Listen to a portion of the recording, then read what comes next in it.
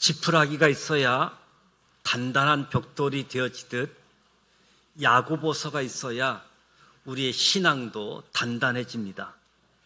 행함이 없는 믿음은 그 자체로 죽은 믿음임을 알려주기 때문이지요. 내 형제들아, 너희가 여러 가지 시험을 당하거든 온전히 기쁘게 여기라. 온전히 기쁘게 여기라. 매우 이상한 명령이지요. 여러 가지 시험을 당했는데 온전히 기쁘게 여기라. 이해가 안 가는 말씀입니다. 우리 인생에 여러 가지 시험을 만나면 화가 나지요. 분노가 치밀고요. 억울하기도 하지요. 100번 양보해서 한두 가지 시험을 당하거든 참으라. 한두 가지 시험은 참을 수 있겠지요. 차라리 한두 가지 시험도 아니고 여러 가지 시험을 당하는데 어떻게 기쁘게 여길 수 있을까? 어떻게 기쁘게 여길 수 있을까? 여러 가지 시험을 만나면 너무 낙심하지 말아라. 너무 분노하지 말아라. 차라리 이렇게 했으면 상식적으로 이해가 될 터인데 여러 가지 시험을 만났는데 기쁘게 여기라라고 말씀합니다. 한번 잘 생각해 보십시오. 우리 인생에 정말 여러 가지 시험 오는 것이 맞습니다. 특별한 사람만 운 나쁘게 여러 가지 시험을 만나는 것이 아니라 누구나 여러 가지 시험을 당합니다. 여러 가지는 각양각색이라는 뜻인데요. 정말 각양각색의 시험이 저와 여러분을 기다리고 있습니다. 시험을 당하거든 수동태입니다. 내가 원하지 않는데 시험이 우리에게 오는 거지요. 예수님을 잘 믿어도 여러 가지 시험이 옵니다. 예수를 잘 믿어도. 요한복음 11장에 나사로가 죽는 이야기가 나오는데요. 나사로가 병들었다는 이야기를 사람들이 전할 때에 주여 보시옵소서 사랑하시는 자가 병들었나이다. 예수님께서 사랑하시는 사람도 병듭니다. 예수님께서 사랑하시는 사람도 교통사고가 납니다. 예수님께서 사랑하는 사람도 암에 걸리고 실패할 수 있습니다. 예수님께서 사랑하시는 사람도 유산할 수 있고 예쁘게 키운 어린 자녀를 일찍 잃을 수도 있습니다. 지금 여기 계신 분 중에 지금까지 살면서 단 한 번도 아픈 적이 없고 사고 당한 적도 없고 실패한 적도 없고 이별한 적도 없고 언제나 승승장구했다. 어떤 시험을 만난 적이 없다. 이런 분 있으면 한번 손 한번 들어보실래요? 한 분도 없지요. 이것이 우리의 삶의 진실입니다. 누구에게나 시험이 찾아옵니다. 반드시 여러 가지 시험을 나의 인생에서 만나게 되어지는 거지요. 질병, 파산, 사고, 사망, 유산, 이별, 실직, 갈등, 여러 형태의 고난이 있을 수 있습니다. 아니면 미움, 시기, 경쟁, 이 내적인 유혹의 형태로도 올 수 있지요. 큰 시험일 수도 있고 작은 시험일 수도 있습니다. 갑작스럽게 닥친 고난일 수도 있고 시간을 두고 찾아오는 고난일 수도 있습니다. 아무도 모르게 은밀하게 닥치는 고난도 있고 누구나 다 알게 공공연하게 닥치는 재난도 있습니다. 내가 잘못해서 오는 시험도 있고 사실 잘못한 것도 없는데 이 망가진 세상에서 애매하게 당하는 고난이 있습니다. 여러 가지 시험을 당하게 되어집니다. 왜 나만, 왜 특별히가 아니라 모든 사람, 누구나 여러 가지 시험을 당하게 되어진다. 여기까지는 이해가 되어지는 거지요. 누구에게나. 근데 여전히 마음에 들지 않는, 이해가 되지 않는 여러 가지 시험을 당하는데 온전히 기쁘게 여기라. 온전히 기쁘게 여기라. 야고보는 이 말씀에서 감정을 바꾸라고 말하는 것이 아니라 생각과 태도를 바꾸라고 합니다. 감정을 바꾸는 것이 아니라 생각과 태도를 바꾸라. 야고보는 여러 가지 시험을 만나거든 기뻐하라라고 말하는 것이 아니라 기쁘게 여기라. 기뻐하라와 기쁘게 여기라, 이 두 가지 사이에는 엄청난 차이가 있지요. 기뻐하라, 기뻐하다, 감정입니다. 기쁘게 여기라, 기쁘게 여기라는 감정이 아니라 의지적인 표현인 거지요. 의지적인 표현.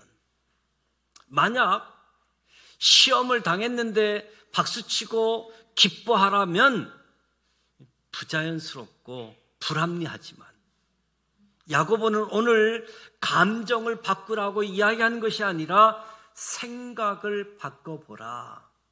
생각을 바꿔보라. 기쁘게 여겨보라.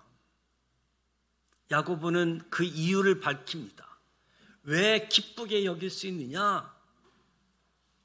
3절에 이는 너희 믿음의 시련이 인내를 만들어내는 줄 너희가 알기 때문에. 믿음의 시련이 인내를 만들어내기 때문에 한번 생각을 바꾸어서 기쁘게 여겨보라. 시련은 헬라어로 도키미온이라는 단어를 사용하는데 처음에는 불순물과 함께 섞여 있는 금을 정금과 같이 만드는 재련의 과정을 헬라어로 도키미온, 우리나라 말로 시련이라고 번역했습니다. 하나님께서 왜 우리에게 시련을 주실 때 우리가 기쁘게 여길 수 있느냐? 시련의 과정을 통해서 나에게 있는 불순물이 점점점 더 없어지기 때문인 거지요. 내가 정금과 같은 존재로 바뀌어 가기 때문에 기쁘게 여길 수 있는 것이지요. 인내, 헬라어로 히포모네라는 단어인데요, 합성어입니다. 히포, 무엇 아래. 히포모네는 무엇 아래 오래 머물고 있는 상태. 지금 큰 무게 아래 머물고 있는 상태. 마치 무거운 역기를 들고 있는 상태. 무거운 역기를 들고 그 아래 머물러 있는 상태. 히포몬의 인내라고 이야기합니다. 큰 무게 아래 머물고 있는 동안 무슨 일이 벌어지고 있느냐? 큰 무게의 역기를 들고 있는 동안 무슨 일이 있느냐? 그 사람의 팔과 가슴에 근육이 만들어진다는 것이요. 근육이 만들어진다. 이것이 인내라는 단어에 포함되어져 있습니다. 인내는 내가 견디는 동안 나의 인생에 근육이 생겨나는 것이지요. 하나님께서 왜 우리 인생에 시련을 주십니까? 하나님이 왜 우리 인생에 인내의 시간을 허락하십니까? 왜 그 시간을 기쁘게 여기라고 말씀하십니까? 이 과정을 통해 우리가 정금과 같이 되기 때문인 거지요. 이 과정을 통해 저와 여러분이 우리가 더 단단한 근육을 가진 사람이 되기 때문에 시련, 인내의 시간 기쁘게 여기라라고 말씀합니다.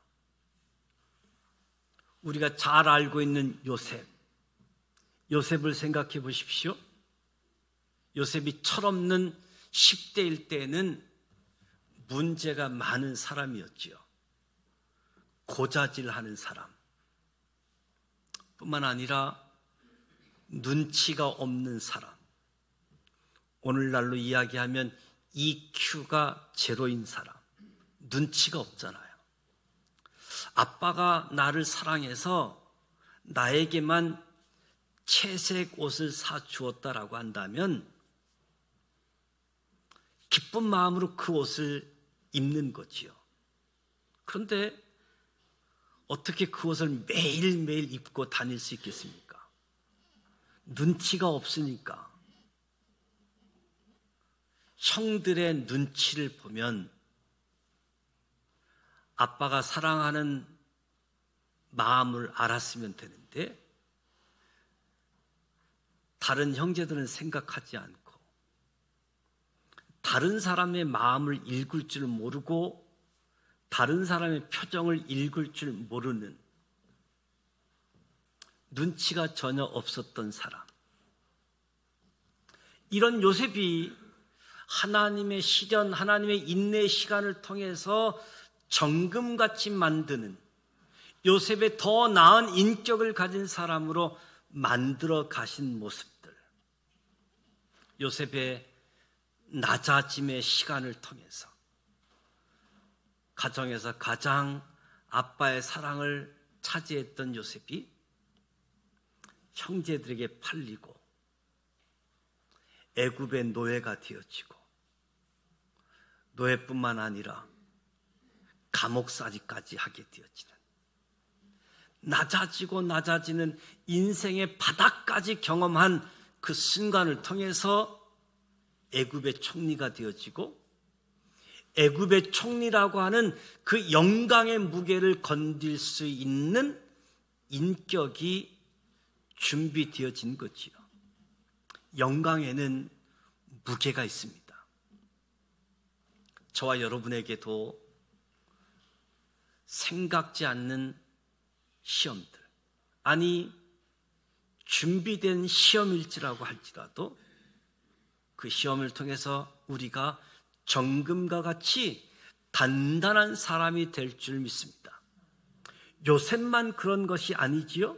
성경을 보면 고난을 통해서, 시험을 통해서 더 나은 존재로 빚어진 위대한 성경의 인물들을 보게 되어지죠. 그래서 강야로 내보낸 자식은 콩나무가 되었고, 온실로 들여보낸 자식은 콩나물이 되었다. 어떤 시험도, 어떤 인내도 필요하지 않는 온실로 가게 되어지면 콩나물밖에 안 된다는 겁니다. 그런데 강야로 나가면 그곳의 시련과 인내의 시간이 콩나무가 되게 한다. 나물이 되느냐, 나무가 되느냐. 그래서 우리 믿음의 사람들, 성도들에게 고난은 그냥 고난이 아니라 변장된 축복이다. 변장된 축복. 고난을 통해서 저와 여러분이 더 나은 존재가 되어가는 줄 믿습니다. 야고보가 생각을 바꾸라, 태도를 바꾸라, 기쁘게 여기라 하는 거지요. 현재의 아픔을 보지 말고 이 고난과 시험을 통해 나를 변화시킬 하나님을 바라보라. 그래도 내 인생에 이런 문제가 있어서, 시험이 있어서 고난이 있어서 이 정도 된 것이다. 잘 알지 않냐?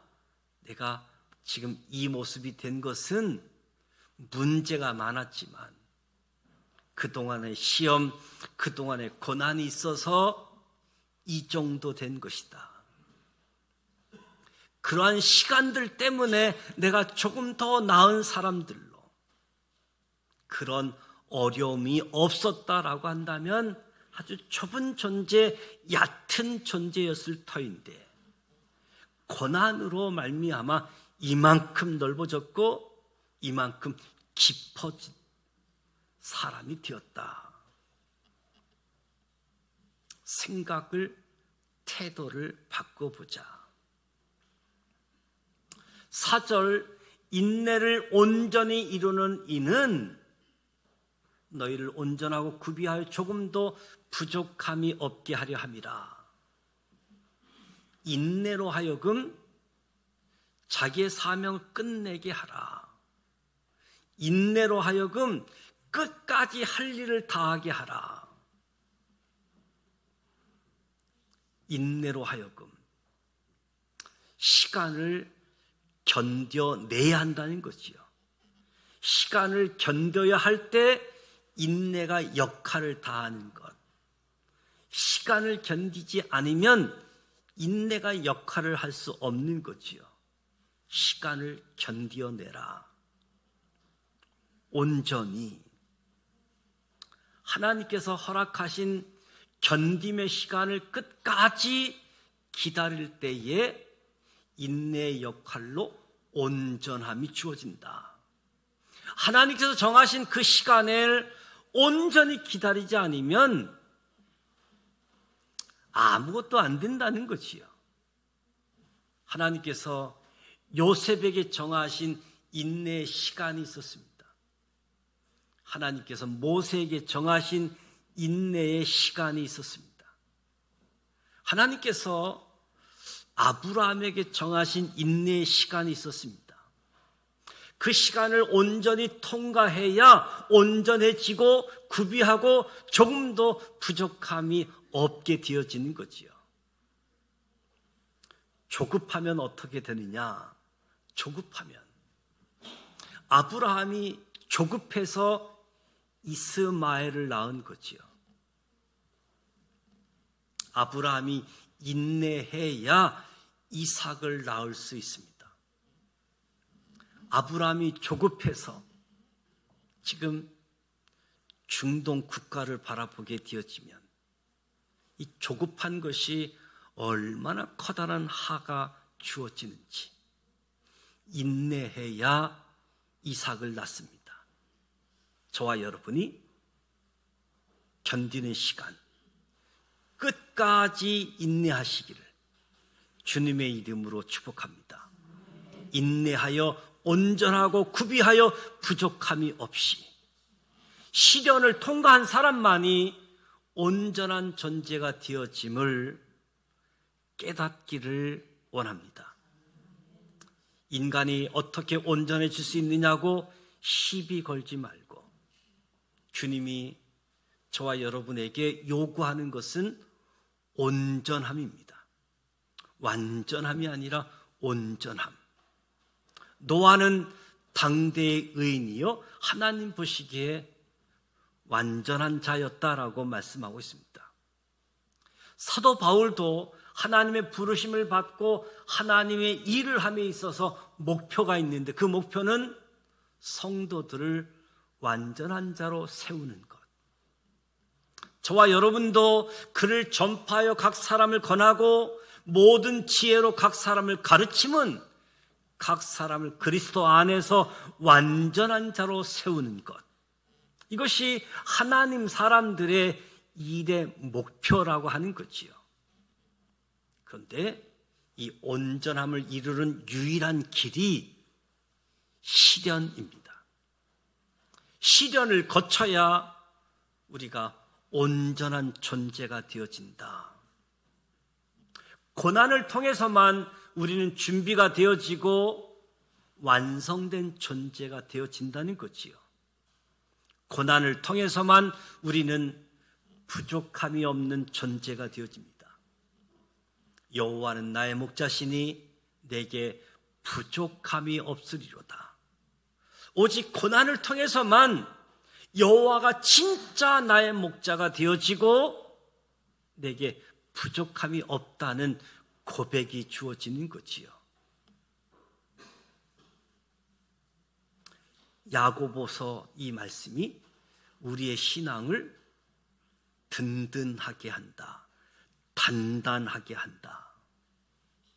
의인은 고난이 많습니다. 그러나 하나님께서 그 모든 고난에서 건져 주실 줄 믿습니다. 그래서 우리가 고백합니다. 고난 당한 것이 내게 유익이라. 내가 주의 율례를 배우게 되었나이다. 고백하게 되어지는 거지요. 욥도 고백합니다. 하나님의 자랑, 하나님의 보석과 같은 욥의 고백은 나의 가는 길을 오직 그가 아시나니 그가 나를 단련하신 후에는 내가 정금같이 나오게 될 줄 믿는다. 이 고백이 저와 여러분의 고백이 되어지기를 축복합니다. 오늘 우리 삶 속에 생각지 않았던 또 예견된다라고 할지라도 찾아오는 여러 가지 시험, 그 시험을 만날 때 감정이 아니라 의지적으로 기쁘게 여겨서 시련과 인내라는 것을 통해서 우리 신앙의 근육이 단단히 형성되어져서 그래서 우리의 신앙생활이 모래 위에 집을 짓는 사람이 아니라 반석 위에 집을 짓는 아주 튼튼한 넘어지지 않는 그런 신앙, 죽은 것 같은 행동 없는 믿음이 아니라 누가 봐도 살아 움직여 행동하는 믿음, 그 믿음이 저와 여러분의 믿음이 되어지고 우리의 믿음이 더 단단케 되어지는 믿음. 그래서 야고보서 말씀을 읽고 또 읽고 묵상하는 가운데 저와 여러분의 신앙이 더욱 튼튼해지기를, 어떤 시험, 어떤 인내 시간도 잘 감당하면서 함께 하시는 하나님, 그 하나님 바라보며 나아가는 저와 여러분이 되시기를 주님의 이름으로 축복합니다.